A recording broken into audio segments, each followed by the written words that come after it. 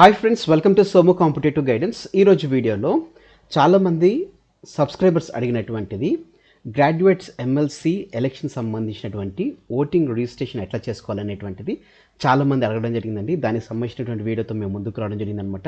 First of all మనం గూగుల్లో co.telangana.nac.inలోకి మనం లాగిన్ అయితే కనుక మనకి ఈ రకంగా ఒక పేజ్ అనేటువంటిది ఓపెన్ అవ్వడం జరుగుతుంది అనమాట అండి. ఈ పేజ్లో మనకి ఈ రిజిస్ట్రేషన్ అని ఉన్నటువంటి దాంట్లో మనం చూసుకున్నట్లయితే కనుక మనకి ఈ రిజిస్ట్రేషన్ క్లిక్ చేసిన వెంటనే మనకి అసెంబ్లీ కాన్స్టిట్యుయెన్సీ, కౌన్సిల్ కాన్స్టిట్యుయెన్సీ అని చెప్పేసి రెండు వస్తుంది. ఇప్పుడు కౌన్సిల్ ఎలక్షన్స్ కాబట్టి కౌన్సిల్ కాన్స్టిట్యుయెన్సీని మనం క్లిక్ చేసిన తర్వాత క్లెయిమ్ అండ్ ఆబ్జెక్టివ్ ఫామ్ 18 అనేటువంటిది ఉంటుందన్నమాట అండి. దాన్ని మనం క్లిక్ చేసిన వెంటనే మనకి ఈ రకంగా ఫామ్ 18 అనేటువంటి పేజ్ ఓపెన్ అవ్వడం జరుగుతుంది అనమాట అండి. ఇందులో మనం గుర్తుపెట్టుకోవాల్సింది ఏంటంటే ఇట్లా స్టార్ మార్క్స్ ఉన్నాయి కదండి, ఈ స్టార్ మార్క్స్ అనేటువంటిది కంపల్సరీ మనం ఫిలప్ చేయాల్సింది. ఫిలప్ చేయకోకుండా మనం వెళ్ళినట్లయితే కనుక మన అప్లికేషన్ అనేటువంటిది మనకి సిఇఓ తెలంగాణ లేకపోతే ఎలక్షన్ కమిషన్ అనేటువంటిది దీన్ని అగ్రీ చేయదు. కాబట్టి కంపల్సరీగా మీరు స్టార్ మార్క్ ఉన్నటువంటి వాటిని కంపల్సరీగా మీరు టైప్ చేయాలి, లేకపోతే టిక్ అన్నా చేయాలి. ఏముంటే దాన్ని అక్కడ చేయాలని చెప్పేసి కంపల్సరీ మనకు మెన్షన్ చేయడం జరిగింది అనమాట అండి. ప్రతిదీ జేపీజీ ఫార్మాట్లోనే మనకి ఫొటోస్ కానీ లేకపోతే సర్టిఫికేట్స్ కానీ ఫ్రేమ్అవుట్ చేయాలని చెప్పి తెలపడం జరిగింది.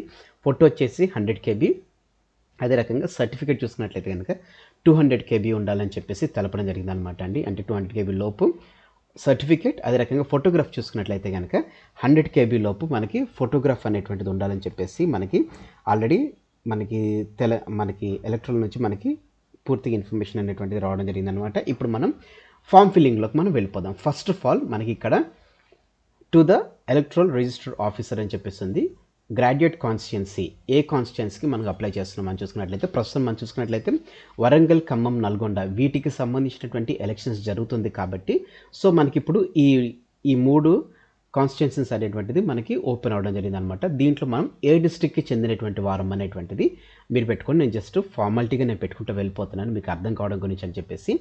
ఇక్కడ మనం ఫస్ట్ ఆఫ్ ఆల్ ఏ కాన్స్టిట్యున్సీకి చెందినటువంటి వాళ్ళం, ఏ డిస్ట్రిక్ట్కి చెందినటువంటి వాళ్ళం అయిపోయిన వెంటనే నెక్స్ట్ వచ్చేసి అప్లికెంట్ డీటెయిల్స్. ఇప్పుడు ఎవరైతే అప్లై చేసుకుంటున్నారో వాళ్ళ యొక్క డీటెయిల్స్ అనేటువంటిది ఇక్కడ ఇవ్వాలి. మనం ఇక్కడ ఇంగ్లీష్లో టైప్ చేస్తే తెలుగులో మనకి ఇక్కడికి వస్తుంది. So first of all name of the applicant వచ్చేసి అని మనం టైప్ చేస్తే తెలుగులో వచ్చేసింది. చూడండి, ఇక్కడ ఇంగ్లీష్లో మనం టైప్ చేస్తే తెలుగులో వచ్చేసింది. ఇక్కడ చూసుకున్నట్లయితే కనుక సర్నేమ్ పెట్టినట్టయితే కనుక సర్నేమ్ కూడా వచ్చేసింది. అట్లనే ఇప్పుడు నేమ్ ఆఫ్ ది రిలేటివ్, అంటే ఇప్పుడు మనకి ఒకవేళ ఫాదర్ మన రిలేటివ్ తీసుకుంటున్నట్లయితే కనుక ఫాదర్ యొక్క పేరు, లేకపోతే మదర్ తీసుకున్నట్లయితే కనుక మదర్ పేరు మీద రావాలన్నమాట. ఇప్పుడు రిలేటివ్ ఎవరి పేరు అనమాట తీసుకోవచ్చు.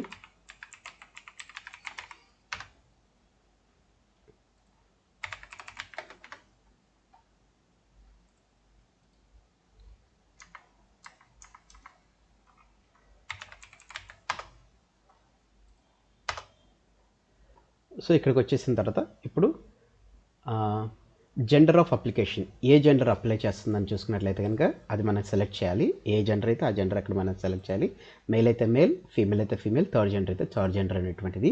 ఇక్కడ టైప్ ఆఫ్ రిలేషన్, ఇక్కడ మనం ఎవరైతే రిలేటివ్ అని పెట్టామో ఆ టైప్ ఆఫ్ రిలేషన్ అనేటువంటిది ఇక్కడ మనం మెన్షన్ చేయాలన్నమాట. సో ఈ రకంగా మనం చూసుకున్నట్లయితే మన అప్లికెంట్ డీటెయిల్స్లో మన పేరు, అదే రకంగా మన ఫాదర్ పేరు, లేకపోతే మన మదర్ పేరు, లేకపోతే ఒకవేళ హస్బెండ్ ఉన్న వైఫ్ కనుక అప్లై చేసుకుంటుంది కనుక హస్బెండ్ పేరు, ఇట్లా మనం పెట్టుకుని వెళ్ళిపోయిన తర్వాత డేట్ ఆఫ్ బర్త్ అనేటువంటిది అడుగుతుంది అనమాట. ఇక్కడ డేట్ ఆఫ్ బర్త్ అనేటువంటిది ఏ డేట్, ఏ మంత్, ఏ ఇయర్ అనేటువంటిది మనం క్లియర్గా మంత్, డేట్, ఇయర్ అనేటువంటిది ఇక్కడ మనం మెన్షన్ చేయాలన్నమాట అండి. తర్వాత ఎడ్యుకేషన్ క్వాలిఫికేషన్ అనేటువంటిది చూసుకున్నట్లయితే కనుక ఎడ్యుకేషన్ క్వాలిఫికేషన్ అనేటువంటిది మనం ఇక్కడ ఇవ్వాలన్నమాట. నెక్స్ట్ ఆక్యుపేషన్, ప్రస్తుతం ఏం చేస్తున్నాం అనేటువంటిది కూడా ఇక్కడ మనం మెన్షన్ చేయాలన్నమాట అండి. మీ ఎడ్యుకేషన్ క్వాలిఫికేషన్తో పాటుగానే ఇప్పుడు మీరు ఏం చేస్తున్నారు అనేటువంటిది కూడా ఇక్కడ మనం మెన్షన్ చేయాలన్నమాట అండి. అది మెన్షన్ చేసిన తర్వాత ఇక్కడ మనం ఎడ్యుకేషన్ క్వాలిఫికేషన్ అయిపోయింది కదా, నెక్స్ట్ మన ఆక్యుపెన్సీ అనేటువంటిది కూడా మనం ఇక్కడ మెన్షన్ చేయాలి. మీరు ఒకవేళ ఓన్గా వర్క్ చేసుకుంటున్నట్లయితే ఓన్ వర్క్ అని చెప్పేసి మీరు పెట్టుకోండి, లేకపోతే మీరు ఏదైనా ఎంప్లాయ్ అయినట్లయితే కనుక ఎంప్లాయ్ అని పెట్టుకోండి. స్టేట్ ఎంప్లాయ్ అయితే కనుక స్టేట్ గవర్నమెంట్ ఎంప్లాయ్ అయితే కనుక స్టేట్ గవర్నమెంట్ ఎంప్లాయ్ అని చెప్పి పెట్టేసుకోండి. లేదు మీరు ఒకవేళ ప్రైవేట్ ఎంప్లాయ్ అయితే కనుక ప్రైవేట్ ఎంప్లాయ్ అని పెట్టేసుకోండి. ఏదన్నా కానీ ఇక్కడ మీరు పెట్టుకోవచ్చు అనమాట. నెక్స్ట్ ఇది అయిపోయిన తర్వాత ఇక్కడ మీ డీటెయిల్స్ అన్నీ అయిపోవడం జరుగుతుంది. ఈ డీటెయిల్స్ అన్నీ అయిపోయిన తర్వాత ఇక్కడ మీకు థర్డ్ చూసుకున్నట్లయితే కనుక డిజబిలిటీ అని చెప్పేసి ఇచ్చారనమాట. డిజబిలిటీ అంటే ఏంటంటే దివ్యాంగులు ఉన్నారు కదా, ఆ దివ్యాంగులకు సంబంధించినటువంటి ఒకవేళ మీకు కంటి చూపు లేకపోయినట్లయితే కనుక కంటి చూపు సంబంధించినటువంటి ఇబ్బంది అయితే కనుక ఇది క్లిక్ చేయండి. లేదు మీకు స్పీచ్ అదే మాట్లాడడం లేకపోతే వినడంలో మీకు ఇబ్బంది ఉన్నట్లయితే కనుక speech and hearing. Next locomotor disability నడవడం ఇబ్బంది ఉంటే కనుక ఇది పెట్టాలి. అదర్స్లో వేరేది ఏదైనా ఉంటే కనుక దాన్ని మీరు ఇంప్లిమెంట్ చేసుకోవచ్చు అనమాట. నెక్స్ట్ అడ్రస్లోకి రావాలన్నమాట అండి. మన పర్సనల్ డీటెయిల్స్ అయిపోయినాయి. నెక్స్ట్ అడ్రస్లోకి వచ్చేసాలి. అడ్రస్లో మన హౌస్ నెంబర్ లేకపోతే మన అపార్ట్మెంట్ నెంబర్ మన ఏది ఉంటే కనుక దాన్ని ఇక్కడ మనం మెన్షన్ చేయాలన్నమాట అండి. దాని తర్వాత మన స్ట్రీట్, లొకాలిటీ, ఏరియా ఇవన్నిటిని మనం ఇక్కడ మెన్షన్ చేసుకుంటూ వెళ్ళిపోవాలి. ఇది మనం టైప్ చేస్తున్న కొలది మన సంబంధించినటువంటి అన్ని ఇన్ఫర్మేషన్ తెలుగులోకి ట్రాన్స్ఫర్ అయిపోతూ ఉంటుందన్నమాట. సో నెక్స్ట్ చూసుకున్నట్లయితే కానీ మన తహసీల్దార్, తానా ఇవన్నీ ఇందులో మనకి అడగడం జరుగుతుంది అనమాట. ఇవన్నిటిని మనం క్లిక్ చేసిన తర్వాత next detail of assembly constituency and epic if the applicant name is included. ఒకవేళ మనకి ఓటర్ కార్డు ఉన్నట్లయితే కనుక ఓటర్ కార్డు సంబంధించినటువంటి డీటెయిల్స్ అనేటువంటి అడుగుతుంది అనమాట. ఆ ఓటర్ కార్డులో మీరు ఏ డిస్ట్రిక్ట్ సంబంధించినటువంటి వాళ్ళు అనేటువంటిది మెన్షన్ చేయాలి. అదే రకంగా ఓటర్ కార్డులో ఏ అసెంబ్లీ కాన్స్టిట్యుయెన్సీకి సంబంధించినటువంటి వారు అనేటువంటిది ఇక్కడ మీరు మెన్షన్ చేయాలన్నమాట. ఇక్కడ ఏ కాన్స్టిట్యుయెన్సీకి సంబంధించినటువంటి వారు నేను జస్ట్ రఫ్గా మీకు పెట్టుకుంటూ వెళ్ళిపోతున్నాను. తర్వాత మీకు ఉన్నటువంటి ఓటర్ కార్డ్ నెంబర్ అనేటువంటిది, మీ పోలింగ్ స్టేషన్ నెంబర్ అనేటువంటిది, అదే రకంగా ఎస్ఐ నెంబర్ ఇన్ పిఎస్ అనేటువంటిది కూడా మీరు ఇందులో మెన్షన్ చేసేసాలి. జస్ట్ మీకు ఈ రెండు అప్లై చేసినా సరిపోతుంది. ఎపిక్ కార్డ్ నెంబరు, మీకు పోలింగ్ స్టేషన్ నెంబర్ తెలియకపోయినా పర్లేదు, ఎస్ఐ నెంబర్ తెలియకపోయినా పర్లేదు, ఎందుకంటే ఇక్కడ మనకి స్టార్ మార్క్స్ లేవు కాబట్టి ఈ జస్ట్ మనకి క్లారిటీ గురించి వాళ్ళు అడగడం జరిగిందనమాట. నెక్స్ట్ చూసుకున్నట్లయితే కనుక ఆధార్ నెంబర్, మీకు ఒకవేళ ఆధార్ నెంబర్ ఉన్నట్లయితే కనుక ఆధార్ నెంబర్ అనేటువంటిది మీరు ఇక్కడ ఎంటర్ చేయొచ్చు. ఒకవేళ ఆధార్ నెంబర్ మీకు లేకపోయినట్లయితే కనుక I'm not able to furnish my Aadhaar number because I don't have Aadhaar number అనేటువంటి దాన్ని మీరు క్లిక్ చేసుకోవచ్చు. నెక్స్ట్ బ్లాగ్లోకి మనం వచ్చినట్లయితే కనుక ఇక్కడ మీరు గ్రాడ్యుయేటా లేకపోతే డిప్లొమా అనేటువంటిది అడగడం జరుగుతుంది అనమాట. మీరు ఒకవేళ గ్రాడ్యుయేట్ అయితే గ్రాడ్యుయేట్, లేకపోతే డిప్లొమా అయితే డిప్లొమా, ఏదైతే దాన్ని మీరు క్లిక్ చేయాల్సి వస్తుంది అనమాట అండి. గ్రాడ్యుయేట్ అయితే గ్రాడ్యుయేట్, డిప్లొమా అయితే డిప్లొమా అనమాట. నెక్స్ట్ మీరు చూసుకున్నట్లయితే కనుక మనం క్లిక్ చేసిన వెంటనే మీరు ఏ యూనివర్సిటీ నుంచి మీరు అయ్యారు అంటే గ్రాడ్యుయేట్ అనేటువంటిది ఏ యూనివర్సిటీ నుంచి అయ్యారు అని చెప్పేసి అడగడం జరుగుతుంది అనమాట. సో అది మనం క్లిక్ చేసిన వెంటనే మనకి పక్కన తెలుగులో మనకి ఇక్కడ ఇంగ్లీష్లో టైప్ చేస్తే అది తెలుగులో రావడం జరుగుతుంది అనమాట.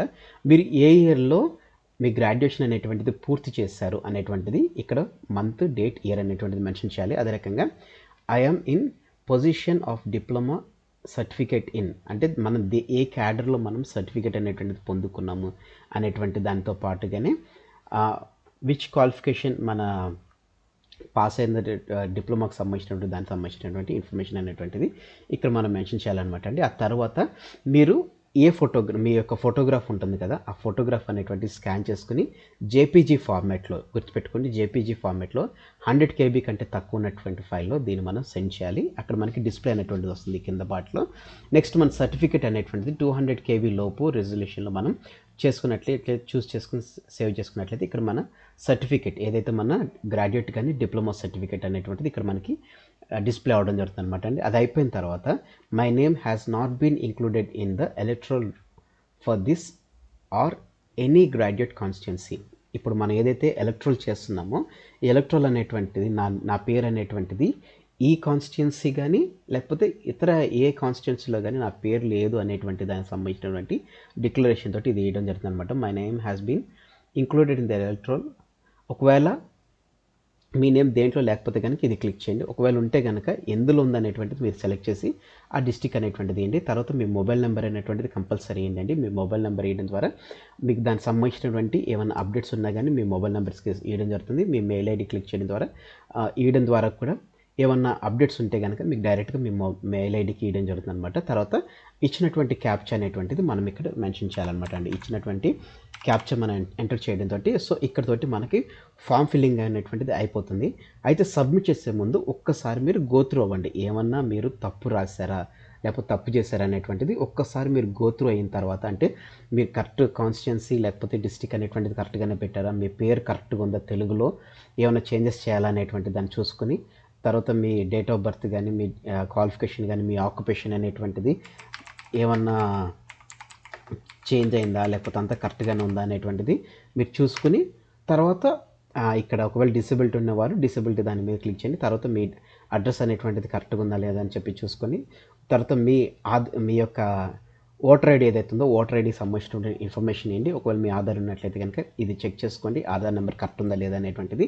మీరు గ్రాడ్యుయేట్ అయినట్లయితే కనుక ఏ మంత్ ఏ డేట్ ఏ ఇయర్ అనేటువంటిది ఇది చూసుకొని మీ ఫోటోగ్రాఫ్ అదే రకంగా మీ యొక్క సర్టిఫికేట్ అనేటువంటిది కరెక్ట్గా ఉండి ఇదంతా క్లియర్గా ఉంది, మీ మొబైల్ నెంబర్ ఈమెయిల్ ఐడి క్లియర్గా ఉంది, క్యాప్చర్ కూడా కరెక్ట్గా ఉంది అన్నప్పుడు మీరు సబ్మిట్ చేసినట్లయితే కనుక మీ ఎమ్మెల్సీ ఫామ్ అనేటువంటిది లేకపోతే గ్రాడ్యుయేట్ ఎమ్మెల్సీకి సంబంధించినటువంటి ఫామ్ అనేటువంటిది మీరు సక్సెస్ఫుల్గా సబ్మిట్ చేస్తారండి. దానికి సంబంధించినటువంటి అప్డేట్స్ అనేటువంటిది కూడా అంటే మీ యొక్క ఎమ్మెల్సీ రిజిస్ట్రేషన్ అయ్యిందా లేదా దానికి సంబంధించినటువంటి ట్రాకింగ్ కూడా చెక్ చేసుకోవడానికి మనం ఇక్కడ కింద చూసుకున్నట్లయితే కనుక ట్రాక్ యువర్ స్టేటస్ అని చెప్పేసి వస్తుంది అనమాట అండి. ఆ ట్రాక్ యువర్ స్టేటస్ అనేటువంటి దాన్ని క్లిక్ చేసుకున్న తర్వాత మన ఫామ్ 18లో మనకు ఒక అప్లికెంట్ ఐడి అనేటువంటిది వస్తుంది అనమాట. అప్లికెంట్ ఐడి మనం సబ్మిట్ చేసిన వెంటనే మనకు అప్లికెంట్ ఐడి వస్తుంది.